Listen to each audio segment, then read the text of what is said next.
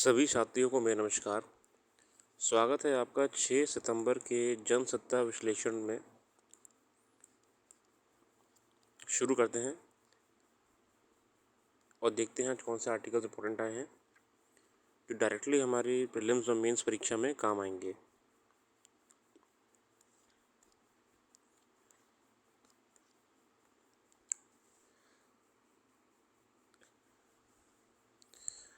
टकराव का हासिल। पश्चिम बंगाल में राज्य के 7 विश्वविद्यालयों ने अंतरिम कुलपतियों की नियुक्ति के फैसले के बाद एक बार फिर राज्यपाल और सरकार के बीच विवाद की स्थितियाँ देखने लगी हैं। हालांकि वहाँ ये स्थिति नहीं है। कुलपतियों की नियुक्ति सहित कई अन्य मुद्दों पर एक तरह से सरकार और राज्यपाल के रूप में दो पक्ष बन गए हैं और दोनों के बीच प्रत्यक्ष या परोक्ष रूप से खींचतान चलती रहती है। जैसा कि हम जानते हैं साथियों कि हाल ही में पंजाब में भी राज्यपाल और सीएम के बीच में तानातानी बनी हुई थी, डिस्प्यूट था बहुत चीज़ों को लेके। अब पश्चिम बंगाल में भी यही सीन आ रहा है। पश्चिम बंगाल में भी ये दिक्कत आ रही है। तो हमको गवर्नर के टॉपिक्स और स्टेट लेजिस्लेचर के टॉपिक्स को अध्ययन करना चाहिए, क्योंकि ये हो सकता है कि आगामी परीक्षाओं में इनसे लेके बहुत ही सामान्य प्रश्न पूछ सके। कोई आपको रिसर्च नहीं करनी है, सामान्य प्रश्न आपकी टेक्स्ट बुक में जो आपकी सोर्स बुक में मेंशन होते हैं, आप उतना भी कर लोगे तो साथियों काफ़ी है।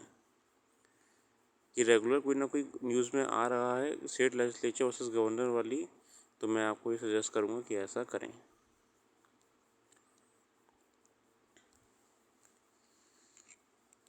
तो ये पूरा आर्टिकल इस चीज़ को कह रहा है, तो मैं पूरा नहीं पढ़ूंगा। मैं आपको सिर्फ एक आइडिया देने के लिए आया था कि राज्यपाल को लेकर जो प्रॉब्लम चल रही है। बेलगाम अपराध। देश की राजधानी होने के नाते उम्मीद की जाती है कि दिल्ली में कानून व्यवस्था की स्थिति बाकी जगह के मुकाबले बेहतर होगी और यह आपराधिक मानसिकता के लोग के भीतर पुलिस का खौफ होगा। लेकिन अमूमन हर रोज़ किसी न किसी इलाके में ऐसी खबरें आती हैं जिनसे ऐसा लगता है कि वारदात को अंजाम देने से पहले अपराधी के भीतर शायद कानूनी कार्रवाई का कोई डर नहीं होता।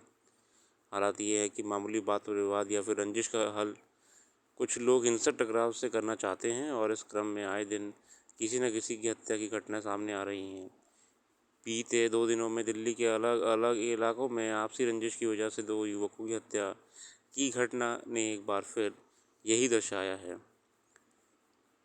देखिए, हमें इसमें क्या ज़रूरत है कि ये सोसाइटी में जो क्राइम बढ़ रहा है, इसको एड्रेस करने की गवर्नमेंट को एक युवाओं में ख़ासकर अवेयरनेस फैलाने की ज़रूरत है।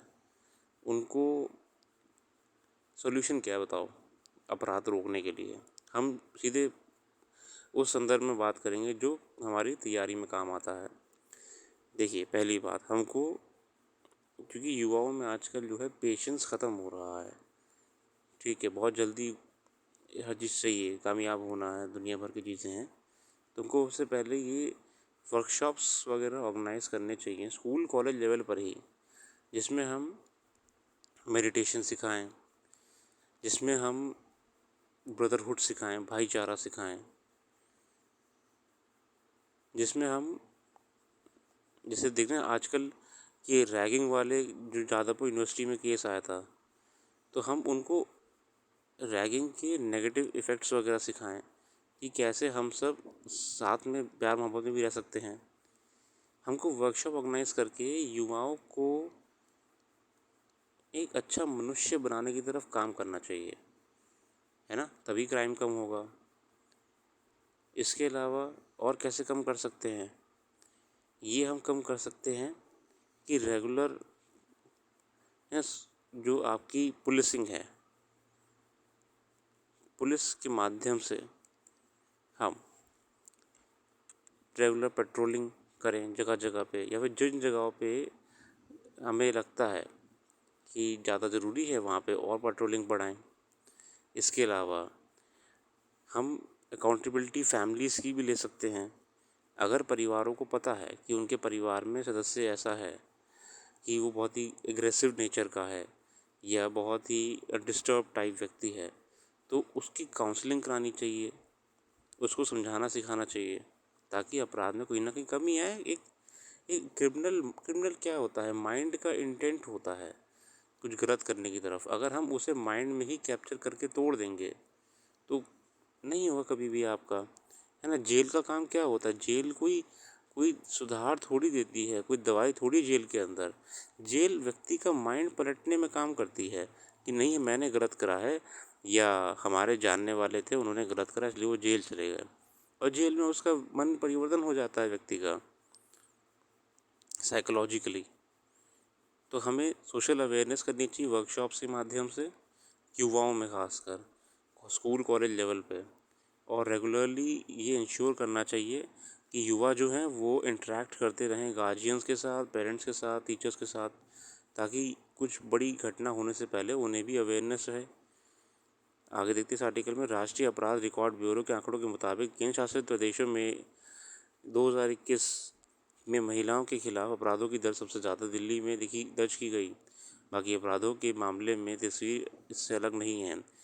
आखिर ऐसा क्यों है कि राष्ट्रीय राजधानी होने के बावजूद कई यहाँ अपराधों की दर बाकी इलाकों से ज़्यादा चिंता पैदा करने वाली है। सरकार और पुलिस के अधिकार क्षेत्र के मसले पर खींचतान का हासिल ये है कि बढ़ती आपराधिक घटनाओं की जिम्मेदारी तय नहीं हो पाती है। निश्चित रूप से पुलिस की कार्यशैली और उसका प्रभाव ऐसा होना चाहिए कि आपराधिक मानसिकता या फिर आक्रामक बर्ताव वाले किसी भी व्यक्ति के भीतर अपना मंशा को पूरा करने से पहले एक खौफ कम काम करे। मैंने क्या कहा आपसे, माइंड पे ही उसे अटैक कर लो पहले और वह अपराध ना करे। लेकिन ज़मीन स्थिति उलट है। दूसरी ओर दिल्ली की राजधानी सरकार को इस मोर्चे पर शायद अपनी कोई जिम्मेदारी नहीं महसूस होती है। ये वाला लेख देखते हैं, इसमें क्या लिखा हुआ है, विकास के समानांतर गरीबी की चुनौती। विकास का वास्तविक अर्थ संसाधनों का तार्किक विभाजन और उनकी विस्तार है, ताकि संबंधित राष्ट्र की जनसंख्या सामाजिक अस्तित्व संबंधी अपनी आवश्यकताओं को संतुष्ट करने में सक्षम हो सके। भारतीय समाज में लोकतांत्रिक व्यवस्था के सामने खड़ी मुश्किलों और चुनौतियों के बीच बाजार और कॉरपोरेट संस्कृति मुख्य कारण है। देश की आबादी एक बड़ा भाग ग्रामीण क्षेत्र में रहता है, जहां बाजार ने नवोपभोग के तरीकों के बदल दिया है। ये एक वास्तविकता है कि ग्रामीण आबादी तुलनात्मक रूप से गरीबी की अधिक शिकार है। एक अनुमान के अनुसार स्वास्थ्य और दवाओं पर होने वाले खर्च के कारण लगभग 30 मिलियन लोग कर्ज में डूब जाते हैं। गरीबी की ये स्थिति तब अधिक जटिल हो जाती है जब उसमें शिक्षा पर होने वाले व्यय को भी शामिल कर लिया जाता है। शिक्षा और स्वास्थ्य दोनों ही मामले में निजी क्षेत्र की सक्रिय भूमिका होती है, क्योंकि इनमें राज्य का हस्तक्षेप या तो ना के बराबर या फिर अप्रभावी है। क्या कहते हैं, जीवन शैली में ये बदलाव कभी कभी ग्रामीण लोग को जीवन सहित अपनी संपत्ति बेचने के लिए मजबूर करते हैं। ठीक है, मतलब ये पॉइंट के किससे लिंक करा है कि अब आजकल ग्रामीण में भी बड़े बड़े मोबाइल, बड़ी बड़ी टेक्नोलॉजी के लैपटॉप इसका यूज़ करने लगे हैं, तो उनके भी खर्चे बढ़े हैं। फाउंडेशन ऑफ एग्रेरियन रिलेशंस द्वारा किए गए अध्ययनों में साबित हुआ है कि ग्रामीण अब खुद कुछ ज़मीन की संपत्ति से दूर करने और असंगठित गैर कृषि गतिविधियों में शामिल होने के लिए मजबूर हैं। ये विस्थापन, पलायन, पुनर्वास या अभाव गरीबी सिंड्रोम को जन्म देता है ना। अब वो लोग भी अपना, जितने आपके ग्रामीण क्षेत्र में रहते थे लोग, अब वो जिनका पहले मेन काम ही ज़मीन पे कब्जा, मतलब क्या कहते हैं, खरीदना बेचना या ज़मीन से ही खुश रहना, अब वो नहीं रह गया। उनको चाहिए शहरों वाला कंज्यूमरिज्म।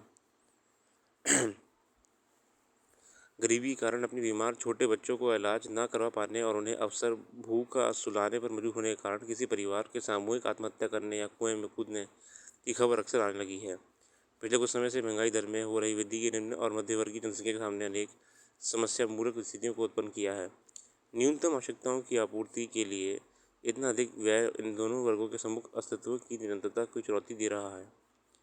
भारत जैसे विकासशील देश के लिए परिवारों में पनपने वाले या आर्थिक संकट सांस्कृतिक दृष्टि से भी खतरे का संकेत है। अच्छा लेख है, आप इसका अध्ययन कर लीजिएगा, मैंने हाईलाइट कर दिया है। मैं पूरा नहीं पढ़ूंगा क्योंकि आपका जो समय कीमती है। G20 को लेके कौन आ रहे हैं दिल्ली, किसने कहा ना। चीन के प्रधानमंत्री तो आपके नहीं आएंगे, आपके ऋषि सुनक आएंगे, जो कि इनकी भारत की पहली आधिकारिक यात्रा होगी। ऑस्ट्रेलिया प्रधानमंत्री एंथोनी एल्बनीज आएंगे, है ना। कनाडा के प्रधानमंत्री जस्टिन ट्रूडो आएंगे। देखिए इसमें ना आपको क्या याद करना है, प्रधानमंत्रियों की, राष्ट्रपतियों की लिस्ट आपको याद हो जाएगी कि कनाडा का प्रधानमंत्री कौन है। पता है कभी कभी क्या होता है पीपीपीसीएस में खासकर, या जितनी भी राज्य सेवा परीक्षाएं होती हैं उसमें एमसीक्यू पूछ लेता है कि डैश देश का राष्ट्रपति कौन है, और 4 नाम पूछ लेगा। अब होता क्या है कि आपको प्रधानमंत्री तो याद होता है, आपको उस देश का राष्ट्रपति याद नहीं होता, और आप गलती से प्रधानमंत्री मार आते हो। इसलिए मैं कह रहा हूँ अब ये लिस्ट आपके सामने है तो इसका इस्तेमाल करो, इसी बहाने इनको याद कर लो आप। German chancellor Olaf Scholz, German chancellor कौन है इसमें, ओलफ शोलेज है। जापान के प्रधानमंत्री फूमियो किशिदा, जापान के प्रधानमंत्री हैं फूमियो किशिदा। दक्षिण कोरिया के राष्ट्रपति, देखो दक्षिण कोरिया के राष्ट्रपति हैं यून सुक येओल। फ्रांस के राष्ट्रपति इमैनुअल मैक्रोन, कि कंफ्यूज मत होना कि फ्रांस के प्रधानमंत्री कौन है, फ्रांस के राष्ट्रपति हैं इमैनुअल मैक्रोन। सऊदी अरब के शहजादे मोहम्मद बिन सलमान। दक्षिण अफ्रीका के राष्ट्रपति सिरिल रामाफोसा, दक्षिण अफ्रीका के राष्ट्रपति सिरिल रामाफोसा। ये ज़रूरी होता है आपको याद करना, ठीक है।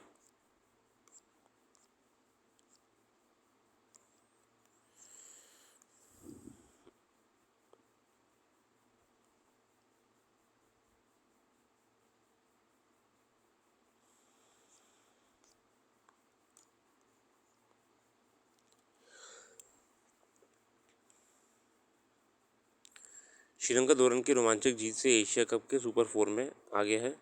महिला टीम एशिया चैंपियनशिप में 6ठे स्थान पर है, मिश्रित जोड़ी बाहर। महिला टीम एशिया चैंपियनशिप में, भारतीय महिला टीम मंगलवार को यहाँ एशिया टेबल टेनिस चैंपियनशिप में थाईलैंड से मिली 0-3 की हार के बाद 6ठे स्थान पर रही, ठीक है ना, ये जरूरी है। हिमा दास निलंबित हो गई हैं, 12 महीने में 3 बार एक ही मामले में दोषी। भारत की स्टार फर्राटा धावक हिमा दास को पिछले 12 महीने में 3 बार एक ही स्थान के नियम के उल्लंघन के कारण राष्ट्रीय डोपिंग जो नाडा है कि अस्थायी तौर पर निलंबित कर दिया है।